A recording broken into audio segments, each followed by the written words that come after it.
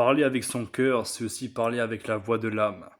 Mais bien souvent, l'ego va parasiter cela. Et j'en ai vraiment pris conscience très récemment que il y avait une guerre entre mon mental et l'intuition profonde, celle que ton âme que te guide de jour en jour, qui essaye d'éveiller sa voix malgré les tumultes de ton mental. Et pourtant, cela ne fait pas forcément écho, il n'y a pas assez de profondeur. Vous savez, comme dans un puits, tu vois la profondeur du puits. Et quand tu énonces une parole, quelque chose, un mot, cela fait des échos.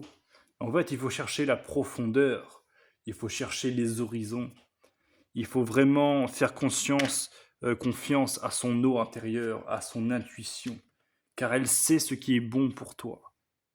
Je parle réellement de ce qui est bon pour toi. Et ton intuition ne ment pas. Elle sait ce qui est authentique pour toi. Après, avec le mental, tu affines cette intuition. Et j'en ai réellement pris conscience car, en effet, avec mon intuition, j'ai pu faire des choses extraordinaires. Mais mon mental cherche constamment à reprendre le dessus, à reprendre le contrôle. Et j'ai l'impression que c'est cela vraiment qui me fait défaut. Mais à partir de maintenant, je vais changer cela. Car réellement, l'intuition, c'est un petit peu le cadeau que Dieu nous a fait sur cette terre. La créativité. En effet, Albert Einstein a dit l'imagination est plus importante que le savoir. Pourquoi d'après vous? Et pourquoi malgré moi? Pas parce que j'étais concerné par cette situation. Mais cela est sur le point de changer. Et je pense réellement que l'être humain doit vraiment vivre l'instant présent. Parce que l'intuition, c'est aussi vivre l'instant présent. Ne pas savoir ce qui va se passer. Mais être dans l'instant, être dans la pulsion de vie. Être vraiment dans